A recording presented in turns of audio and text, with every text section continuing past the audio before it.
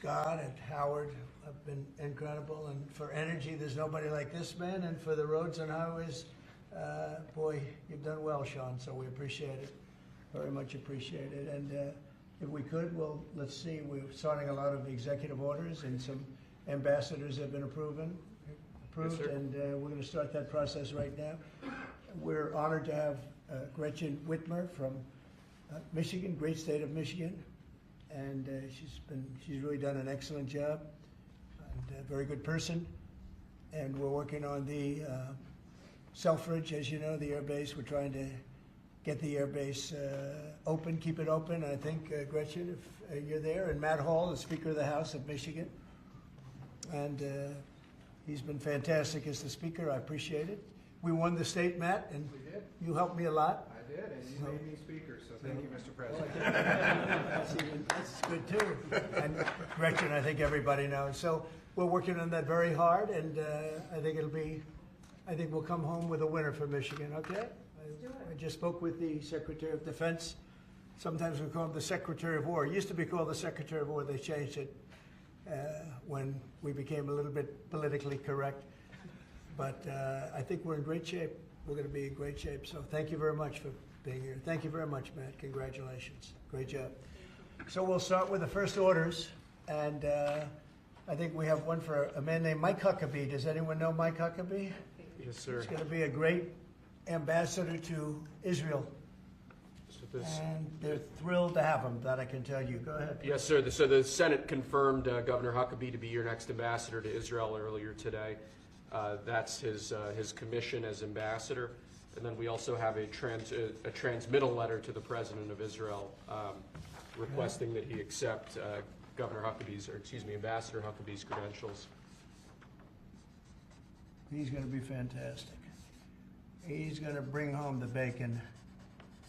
And then Even though bacon isn't too big in Israel. that's just the third letter. I had to clear that up. Well said. Okay. Thank you, sir. Congratulations to Mike. To Mike Huckabee. Next, sir, this is a big one. As you've consistently identified, restoring our maritime dominance as a nation is very important. From shipbuilding to having a merchant marine that's capable of supporting American military efforts, really up and down the line, restoring maritime dominance has been a priority of this administration. This executive order, which was prepared primarily by your National Security Council staff and National Security Advisor Waltz, has a number of very significant policy steps, all aimed at restoring American maritime dominance and ensuring that we have the shipbuilding capacity and ability to compete globally, both militarily and in the civilian space as well. And that could be a good one for Michigan too, because we're going to be spending a lot of money on shipbuilding. We're way, way, way behind. We used to build a ship a day, and now we don't do a ship a year practically, and we have the capacity to do it. So we'll talk to you about that. Okay, Matt? Think about that. That's a natural.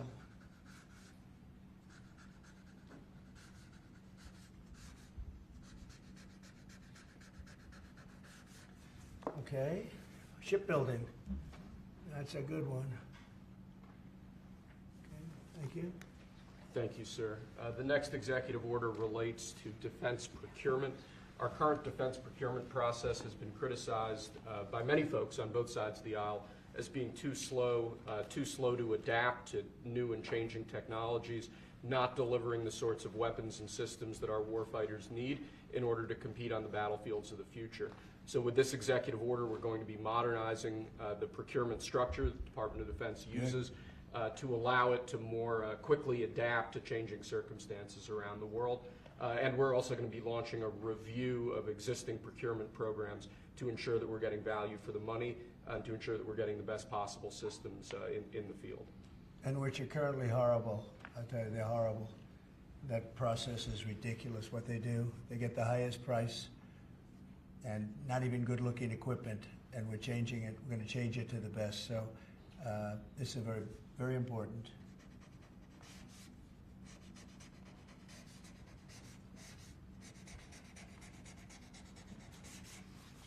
I want to say hello to Brooke. Well, Sir. look at Brooke. She got the cost of eggs down 87%. 87%, Governor. We have somebody that's done a great job at Department of Agriculture, and Christy Nome, who perhaps a few of you have heard of. She has done the most unbelievable job as somebody that's watching over our country at the border, and with Tom Holman and your whole staff of tremendous people. So thank you.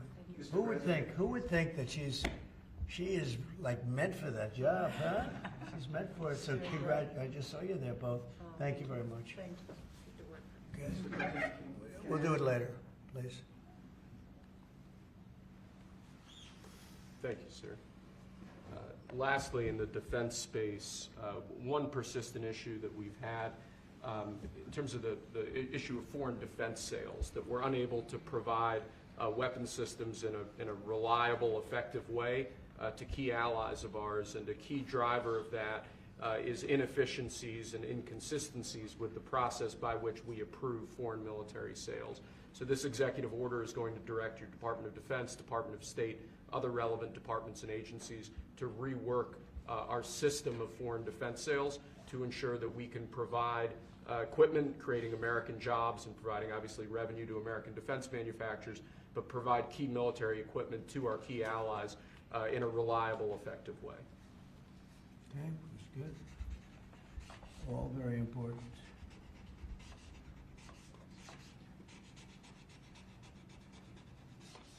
Okay?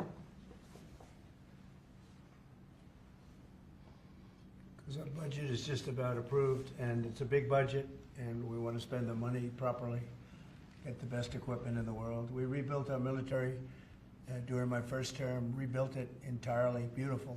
And then some was given away to Afghanistan so stupidly, the most embarrassing day in the history of our country, I think. But it's still, we have to fix it up a little bit, and that's what we're going to do. We're going to do a good job of it too. Thank you. Next up, sir, we have a series of executive orders and a memorandum all relating to deregulation, which has obviously been a major priority of your administration. The first of these is an executive order. The Biden administration launched what you've called a war on showers. They had certain regulations that basically killed the water pressure of showers and other water appliances. You can say it. Go ahead. What are the appliances? I mean, it's everything, sir. It's Sinks and toilets, heating dishwashers, toilets, sinks. But the shower heads are a There's huge no deal. water.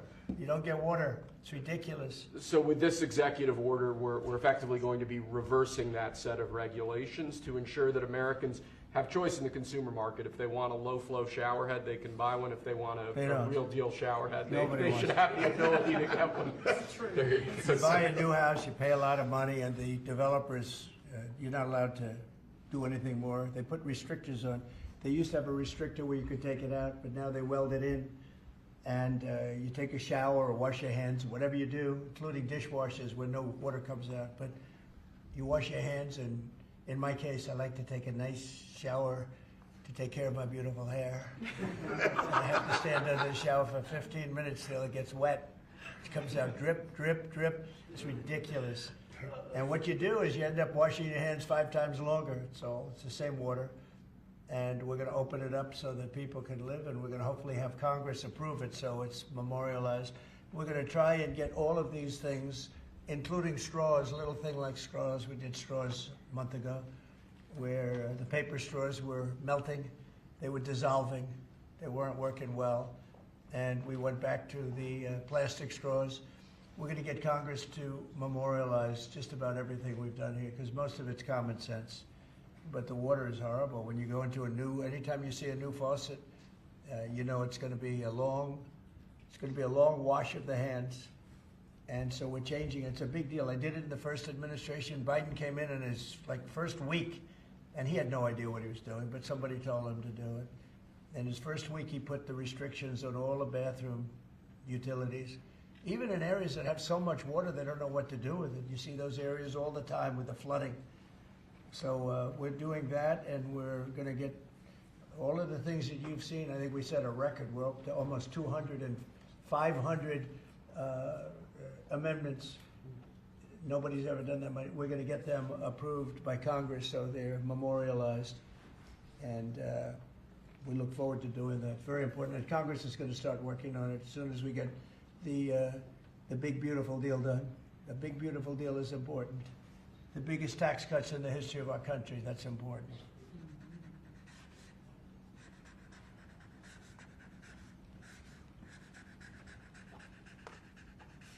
Okay.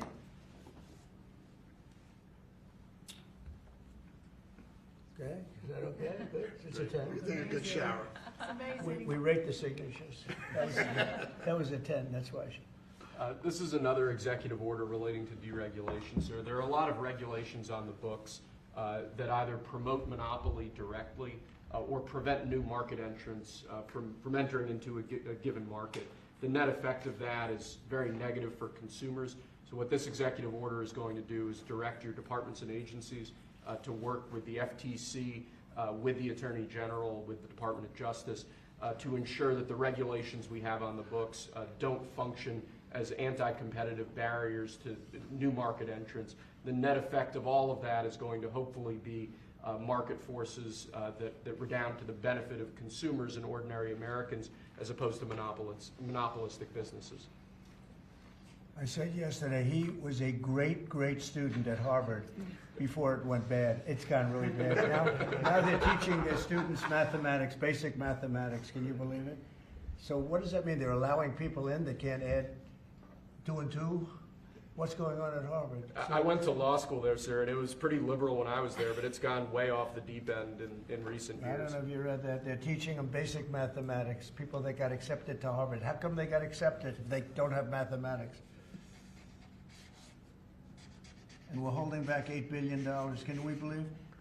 We give Harvard $8 billion. And we're holding back Columbia. We're holding back a lot of the schools because they were woke. And they've hurt a lot of people. Okay? Thank you. Thank you, sir. Okay? There are a large number of regulations on the books. These are regulations that are currently in effect that we believe blatantly violate the law, blatantly violate Supreme Court precedent that otherwise are just blatantly illegal. So what this presidential memorandum does basically just directs the heads of your departments and agencies to follow the law and to cease enforcing regulations that are blatantly illegal or unconstitutional. It's a big deal.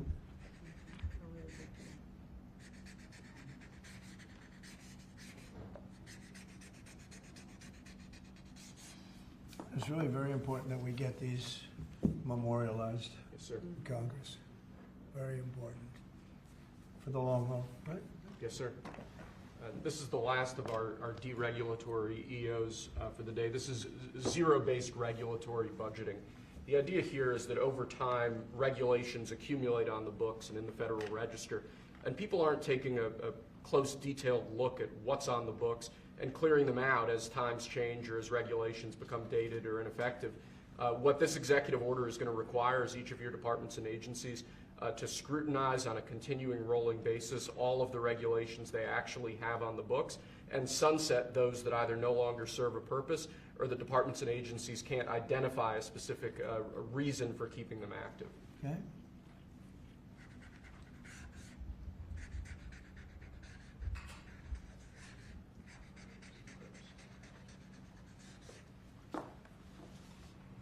Okay.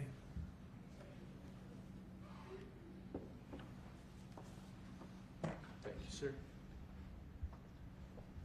Sir, you've taken action against a number of law firms that have in one way or another been involved in the weaponization of government or actions of lawfare. One of those law firms is Sussman Godfrey, similar to what we've done previously with other law firms.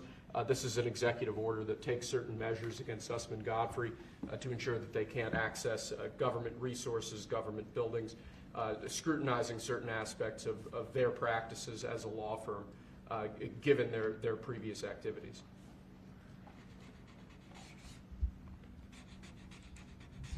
And we've signed with many law firms, the ones that we thought were inappropriate, and they've all agreed to pay $100 let's say $1 million. They went for some pretty big numbers. I guess we have a total, what do we have, what's the total about? What's the total right now, Steve, about, would you say? Getting close to probably 600-700 million now, I would think. We've multiple at 100 million, some at 125 million. So the numbers are adding up. We're going to be close to $1 billion soon. One at $40 million. Millions of dollars an hour. But they don't admit guilt. Remember that, they don't admit guilt. But, and we have another 5 to go, I think, 5 of them. And this one is just, we're just starting a process with this one. Yes, sir. Because there were some very bad things that happened with these law firms. And this firm was very involved in the election misconduct. Weren't they all involved in the election misconduct? I think they were all involved. Yes. Anyway, so they went from $40 million to $125 million. And most of them are at about $100 million, right? All right.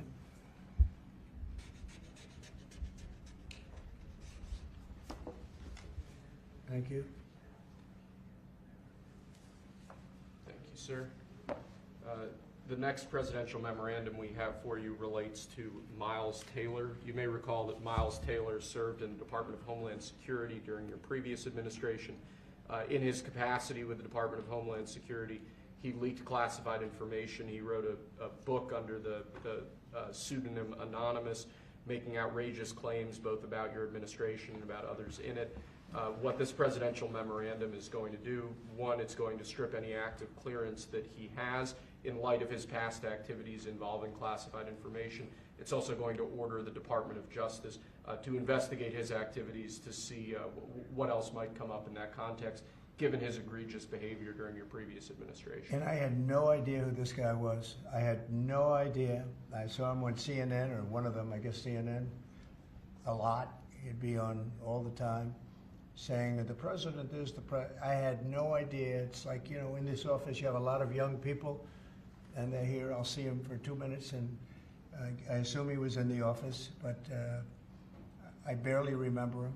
It was somebody that went out and wrote a book and said all sorts of terrible things that were all lies, and it was like he was this gentleman or that gentleman, like I dealt with him all the time. I had no idea who this guy. I said, who the hell is Miles Taylor?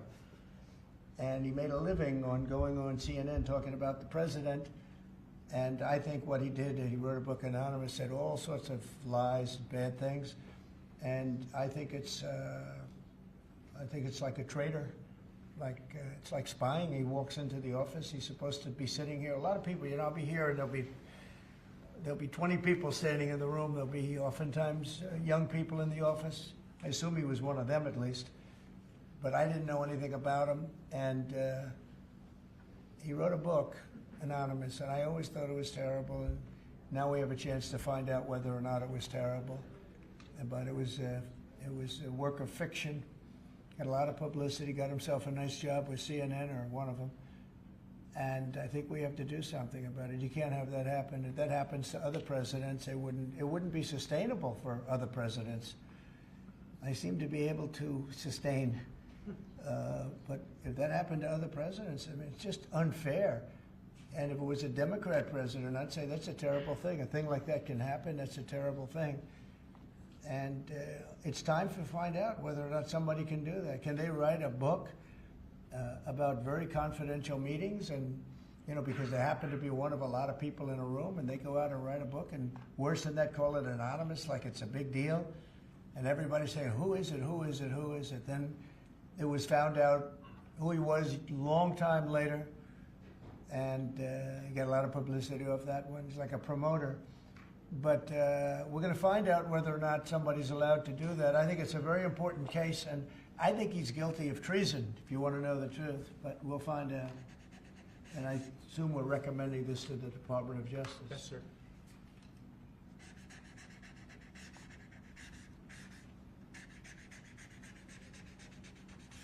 Okay, good. Terrible guy. Similarly, sir, Christopher Krebs, the former head of CISA. This is a man who weaponized his position against free speech in the election context, in the context of COVID-19. This is it's a similar presidential memorandum to the one you just signed. It addresses his access to government, existing clearances he might have, and further instructs your Department of Justice, other aspects of your government, to investigate some of the malign acts that he participated in while he was still head of CISA. This is another one. I don't know that I met him. I'm sure I met him, but I didn't know him. And he came out right after the election, which was a rigged election, a badly rigged election. We did phenomenally in that election. Look what happened to our country because of it. Open borders, millions of people coming into our country. Russia and Ukraine, that would have never happened. October 7th would have never happened. Afghanistan, the way they withdrew with 13 dead, but so many killed, actually. I mean, so many killed outside of the 13 soldiers, hundreds of people killed. And maybe, I don't know, never mentioned, but I mentioned it, 42 or 43 people so badly injured, the legs, the arms, blown off, the face. And this is all because of an incompetent group of people that preceded us, and that would have never happened. And this guy Krebs was saying, oh, the election was great, it was great. Well, it's been proven that it was not only not great. When you look at all these lawyers and law firms that are signing, giving us hundreds of millions of dollars, it was proven by so many different ways in so many different forms, from the legislatures not approving to the 51 intelligence agents that worked from all of the different scamming operations. It was a very corrupt election. They used COVID to cheat. And we're going to find out about this guy too, because this guy's a wise guy. He said, we've been proved this is the most secure election in the history of our country. Now, this was a disaster. And frankly, we should go to paper ballots, same-day voting, voter ID, and one other thing, you should get a little certificate that says you're a citizen of our country. You get a citizen piece of paper that says you're a citizen before you can vote. But you want voter ID and you want paper ballots, and you really want same-day voting. If you don't have same-day voting, they decide to change the air conditioner. Oh, we're fixing the air conditioner. Let's move all these boxes. We'll bring them back in a few days, and then they don't bring back those boxes. We got to have safe elections. We have to have borders. Ideally, we have to have a free press, which we don't have. We don't have a free press. We have a very dishonest press. This is an honor. We're going to find out whether or not he was right. This was a disgraceful election, and this guy sat back saying, well, I'm a member, or like he's a Republican or something, and almost right from the beginning. And he's tried to make the case that this election was a safe election. I think he said, this is the safest election we've ever had.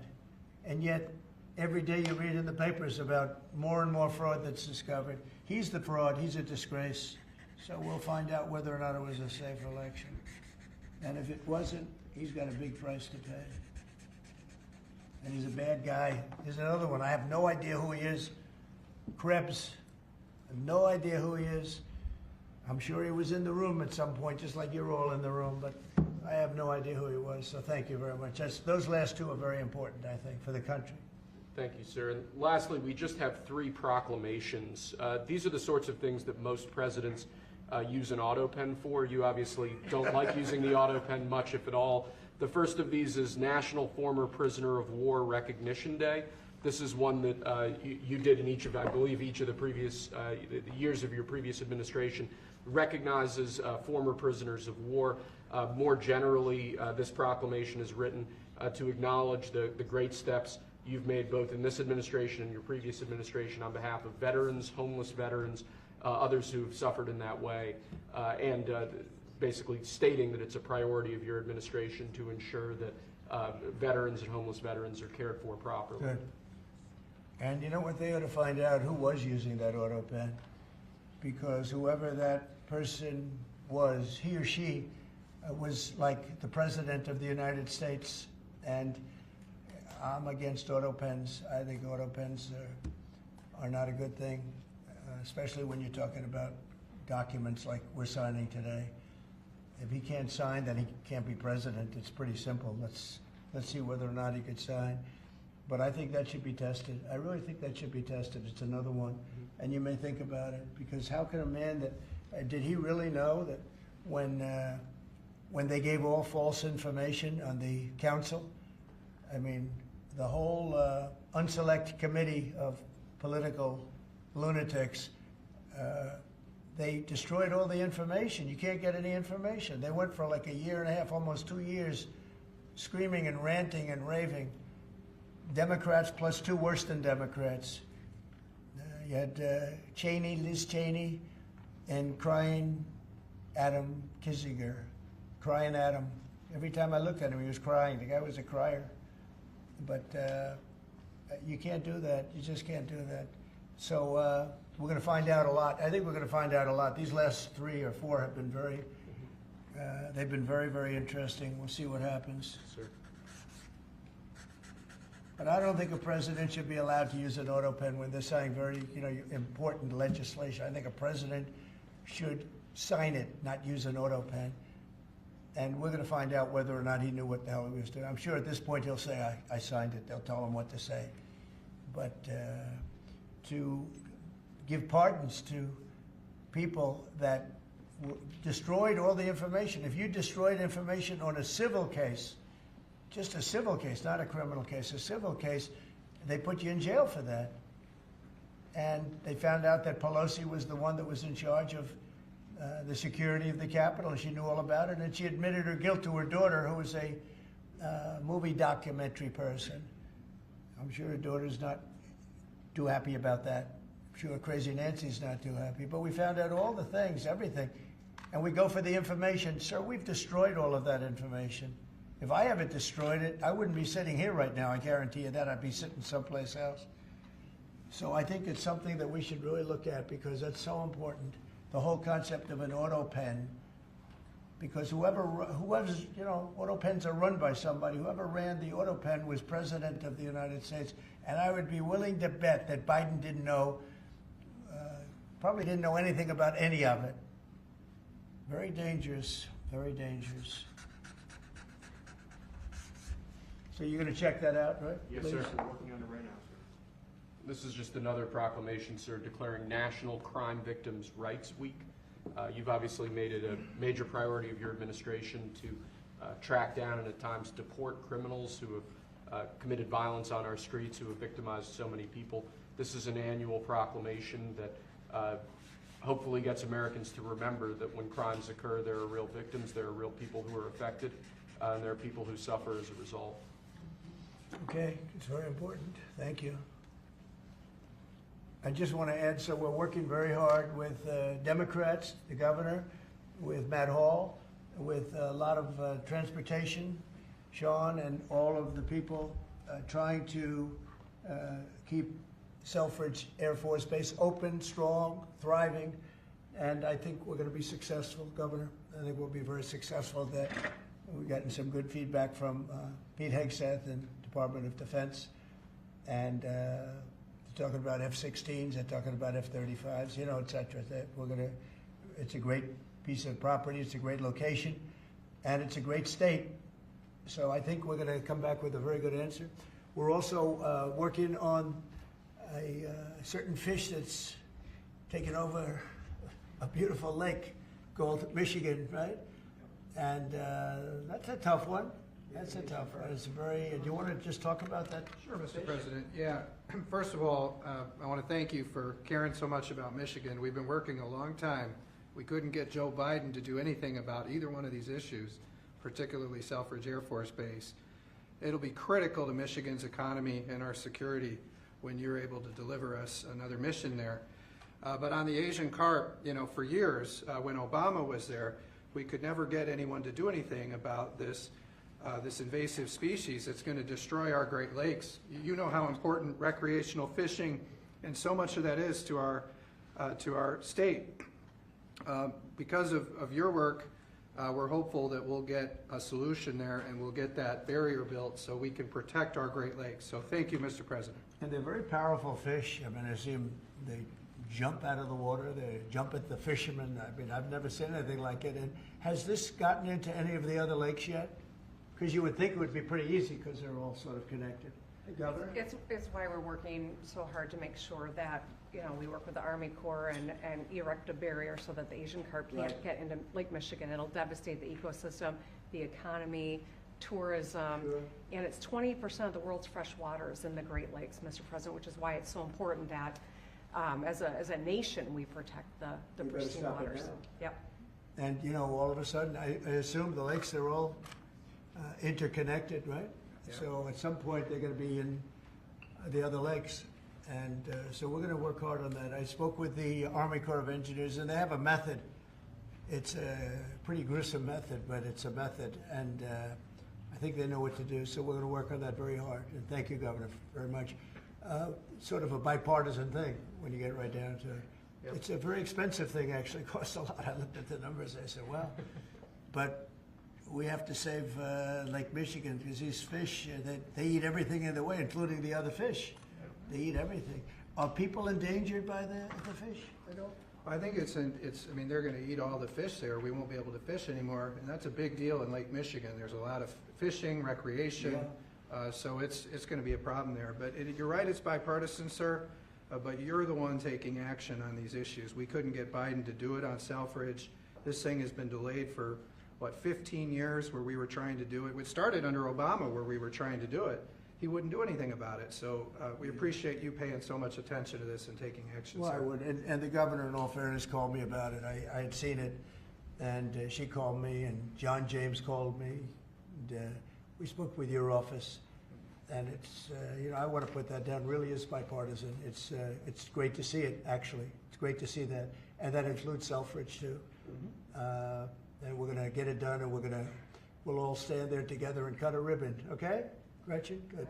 That's good. Thank you very much. It's, I'm glad you brought it up, and I'm glad you brought it up, Matt. Appreciate it. And I know you two get along pretty well, right? About 70% of the time. I think you do. All right, good. We'll have something to celebrate pretty soon. So pretty sure about that. Okay? Thank you, Gretchen, very much. Okay, do you have any questions? Mr. President, where does the TikTok deal stand, given what we've seen, the tariffs Well, to it's moving China? along, but obviously I would say right now China's not exactly thrilled about signing it. We have a deal with some very good people, some very rich companies that would do a great job with it, but we're going to have to wait to see what's going to happen with China. So, Mr. President, still on the table? no, it's on the table very much. I think China's going to want to do it, actually. Mr. President, Can you explain more of what you believe is the end game with China? Are you waiting for President Xi to blink? How do you think this is all going to be resolved? Look, for years we've been ripped off and taken advantage of by China and others, in all fairness, but by China, that's the big one. And it's just one of those things. We're making $2 billion a day right now, this country. $2 billion a day with tariffs. And they were making $2 billion a day. We'll be making more. And now when you see what happened today, I don't know if it's still there. I looked an hour ago, but we were up like close to 3,000 points. Nobody's ever seen a day like that. I think that's a record, isn't it, fellas? Definitely. Is that a record? Who would have thought we were going to have a record like that after watching? But because the geniuses of the world, they get it. Our country is very strong. We were left a very, very weakened country, both economically, financially, because of all of the tariffs and all of the other companies just raiding us and ripping us off. And also at the border where 21 million people were allowed to come in. Many of those people were criminals. And but the people that do this for a living, some of them are very smart and some of them aren't smart at all. But these guys are very smart, and my group is very smart. My whole group is smart.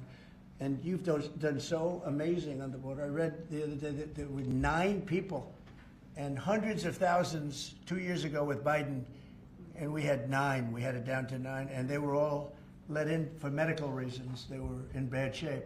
We let them in for medical reasons, not even for anything else. So you've been amazing. But that's a big thing. I think it's one of the greatest problems that I've never seen anything like it. open borders. The whole world was emptied out. Prisons from all over the world, from the Congo, in Africa, from Africa to Asia, a lot in South America, but it wasn't just South America. Prisons emptied out, and I said it outside with the drivers before, but El Salvador has been amazing, a job that the president's done. He's coming to see me next week, and we look forward to that, but that's really been amazing. Yes? Mr. President, the EU also announced increases in tariffs today. Why not That's treat? bad timing for them, that's bad timing. Why not They treat said it them right like at the They didn't put them in. No, they threatened Oh, them, I but they think that- picked a later date, which our expectation is Oh. it's going to be later still. Okay, good. I'm glad that they held back. You said you were watching the market. If this was the strategy all along to bring them to the table, why did you instruct or advise, or maybe they did it on their own, some of your top aides to say this is not a negotiation, to hold the line, that they were going to hold the line, that you were not going to change Well, your a lot mind? of times it's not a negotiation until it is, and that happens. And, you know, I said outside that you have to have flexibility to do it right, and that's what we have. We brought everybody to the table, and it may not be a negotiation, it may not last. I mean, you know, things may be asked that I think are not fair to us. Look, we've been ripped off by essentially everybody for 35 years. This is not just a new thing. And Roger Penske just left. He's a great gentleman, great man, actually. And he said no other president would have had the guts to do this. And I believe that's right. They wouldn't have done it. They should have done this a long time ago. A long time ago they should have done it. I started it with China. I took in hundreds of billions of dollars in tariffs and taxes from China in my first term. And we had the greatest economy. We were up 88% on the stock market. That was the greatest ever in the history of our country. But it had to be done. It's something that had to be done.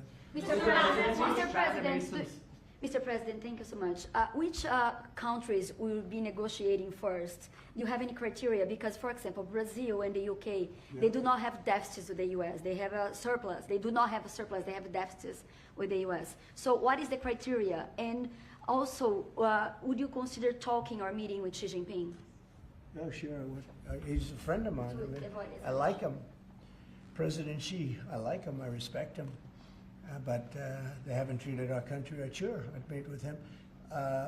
On the other countries, we have Japan is here, and South Korea is here, and others are here, and we're trying to see them. It's, from what I hear, it's much more than 75. I said 75 plus. So many. It's everybody wants to make a deal, actually, and you know we want to do what's right for our country. We also want to do what's right for the world. The world is important. I mean, you know, it's the world, right? And I think we're going to make a lot of people very happy. And I think investing in the United States of America will be the greatest investment that anybody's ever made.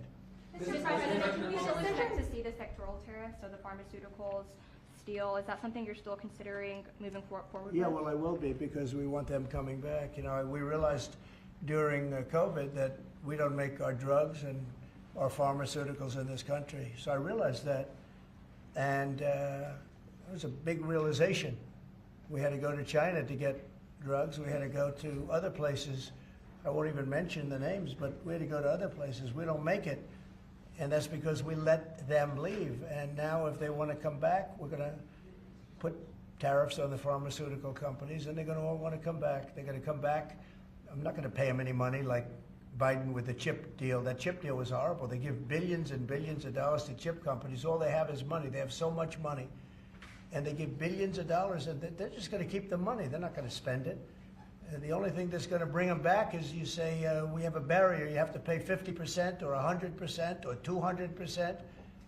And if they have to pay that, they're going to say, we're not going to pay that. We're going to build here. And that's what happened. We're the biggest, most prestigious chip company in the world, spending $200 to $300 billion.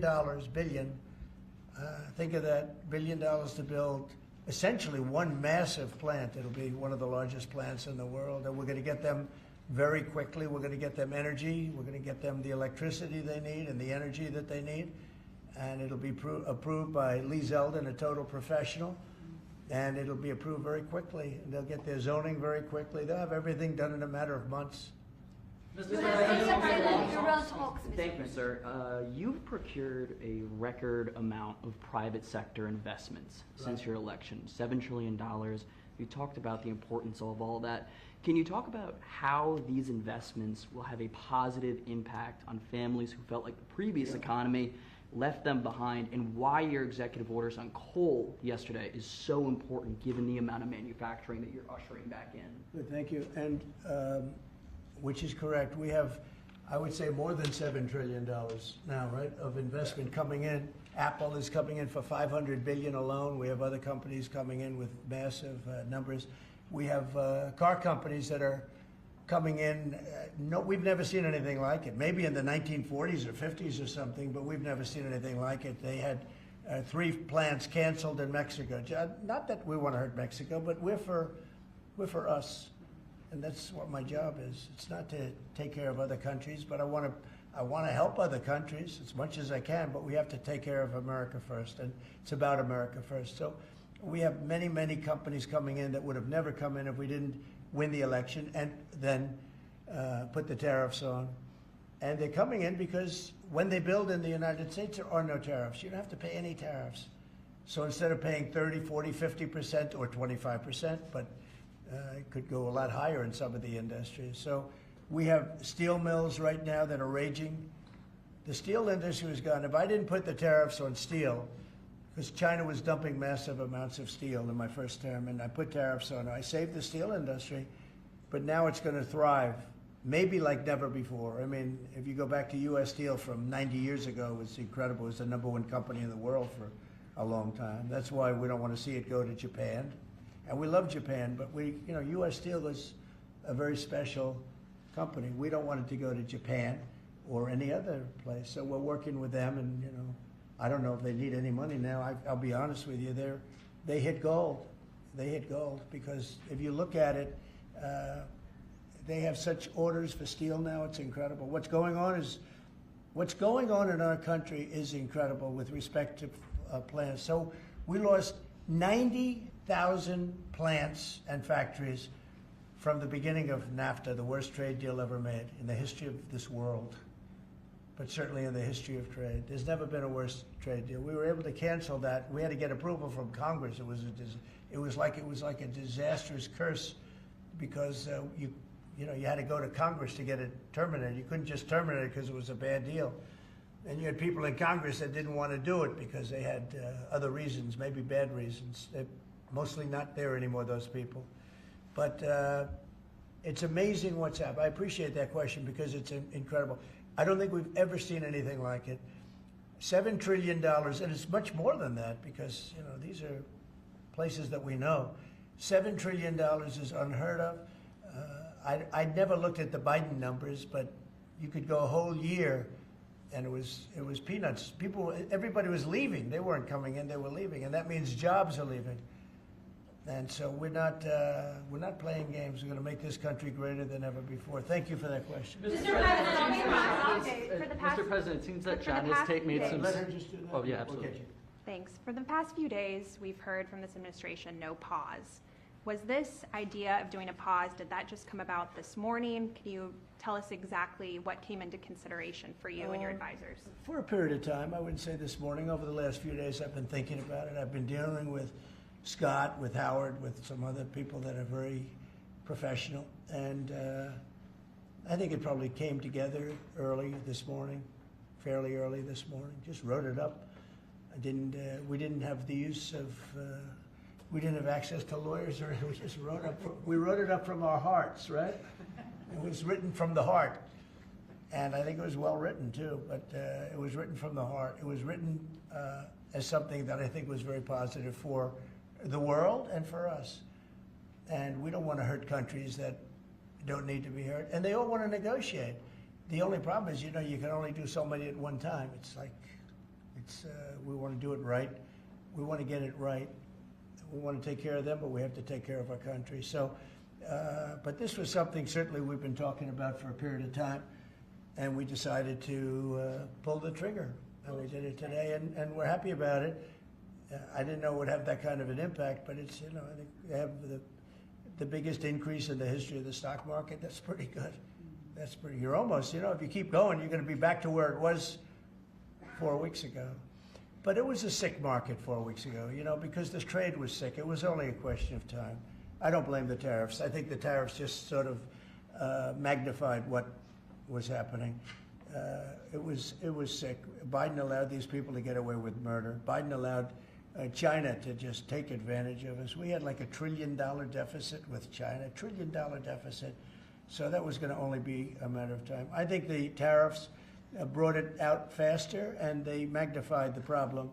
But I think this was a problem that existed far beyond tariffs. This was a systemic problem, and we're going to cure that problem. And maybe to a large extent we have, because we've revealed it, and we've revealed it very strongly. Yes, sir, please. Thank you, Mr. President. So it seems China's made some serious missteps here in these negotiations, and Secretary Bessent said earlier you may have goaded them into a tough position here. I'm wondering, are you in a way putting together a coalition against China in terms of trade here? No. Well, China, look, they're very capable, and I don't blame China for what happened. I blame the people sitting right at this desk, right behind this desk, or another desk. You get your choice of 7. I happen to pick the Resolute. But I blame the people sitting behind in this chair, behind this desk, for being stupid, incompetent, or not having courage. This should have been done years ago. This should have been done before Obama, in all fairness. Not only Biden, Obama. It should have been done many years ago. This started with the World Trade Organization, which was owned by China. It was owned and paid for by China. They didn't even have to do things. They considered them a nation that was undeveloped. They said they were a developing nation. Well, we're a developing nation too, if you think about it. Look at our inner cities. Look at what's happened. I think we're starting from ground zero there, right? So we're a developing nation too. No, I don't. I know it's a lot of people take heat for saying it, but I blame the people sitting at this desk more than I blame China. If China can get away with what they got away with taking hundreds of billions and trillions of dollars right out of our pocket because our people here were stupid, they were stupid people. Maybe corrupt, I don't know. I don't know how you can be that stupid. How do you get to be president and you're stupid? But they certainly weren't courageous, and they allowed this to happen. And with Japan and with many other countries that took advantage of us. I mean, we had deficits with almost every country. I used to read these things. The first term I'd read them. I'd actually read the agreements. I'd say, how could anybody agree to this stuff? So certainly they were rough, and they were tough, and they were smart. And you can blame them, but I really blame the people that allowed them to do it, because if you could read first grade and you could read these agreements, you'd say, these are terrible deals. I actually used to say, who would allow deals like this to be made for our country? And maybe it's people that didn't care. Maybe it's people that weren't courageous. Maybe it's people that were corrupt. I don't know. But I blame those people more than I blame anybody else. Mr. President. You've been very specific in saying that you would like the EU to purchase U.S. energy. Is there something specific that you would like China to do? Well, you'll be hearing about that. Yeah, there are a lot of things I'd like China to do. Are there some examples? There are a lot of things that I want China to do, and I'll be telling China what that is. Not you, but I'll be telling China. Mr. President, on Iran, you said the other day that if they do not agree to a potential nuclear deal, that it would be very dangerous for them. What specifically Well, they did you can't mean? have a nuclear weapon. Did you mean military action, though, if they don't agree? Oh, if necessary? Absolutely, yeah. And you have a deadline for these Yeah, talks? I do. And You're talking about with Iran? Yes. Yeah, I They're do. saying it's not Do you have something debatable. definitive this weekend, or do you see this as the start of a process? It's a start. Do you have a timeline? We have a little time, but we don't have much time, Who is starting the because we're not going to let them have a nuclear weapon. Is Can't it let them have a going to nuclear be weapon. there, Mr. President? And we're going to let them thrive. I want them to thrive. I want Iran to be great. The only thing they can't have is a nuclear weapon. They understand that. The people are so incredible in Iran, and they're so smart. They're very smart people. But they're in a rough situation, rough regime. But they understand, and the leaders understand. And I'm not asking for much. I don't. They can't have a nuclear weapon, and I've said that. And I was a little bit surprised because when the election was rigged, I figured they'd get the weapon because with me they were broke. They were broke. They had no money because of the sanctions. Nobody could buy oil. We did that to Venezuela just recently. And we'll do it to other countries if we have to. When is the clock I want running to on see. this? I want to see Russia and Ukraine make a deal. They got to make a deal. When schools get blown up and bad things happen, like I'm hearing about, it's no good. I hope we're going to make a deal with Russia and Ukraine. But with Iran, yeah, if it requires military, we're going to have military. Israel will obviously be very much involved in that. He'll be the leader of that. But nobody leads us. We do what we want to do. When would the clock run out on the talks? Before Say- you might, when would the talks need to conclude before you might do military? I can't really be specific, but you know, when you start talks, you know if they're going along well or not. And I would say the conclusion would be when I think they're not going along well. So that's just a feeling. Mr. President, on the subject of U.S. troops stationed in Europe, do you have any plans to reduce the number of U.S. troops in Europe or in other NATO countries? Well, good. I mean, it depends. We pay for military over in Europe. You know, we don't get reimbursed by much. South Korea too.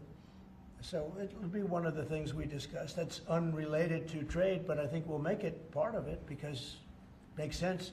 Be nice to wrap it all up in one package for each country. You know, it's nice and clean, and we have plenty of law firms. These are great law firms that we signed with, the best. And I think part of the way I'll spend some of the money that we're getting from the law firms, you know, in terms of their legal time, will be, if we can do it, I think we can do it, using these great law firms to represent us with regard to the many, many countries that we'll be dealing with. We'll have good lawyers representing us, but we want to have good lawyers, and these are the best, considered the best lawyers in the world, right? I mean, considered the best in the world. I don't know. They just went off a little bit. Mr. President, two questions. On Iran, do you have an update on who will be participating or conducting these conversations? Will Witkoff be there on Saturday for these direct talks? And on China, some economists are saying that right now is technically embargo on China with 125% tariffs. Are you concerned of escalation beyond the trade war with China? No, I'm not concerned. I think President Xi is a very smart guy, and I think we'll end up making a very good deal for both. But, you know, we've been treated so badly for so many years. Again, we allowed that to happen.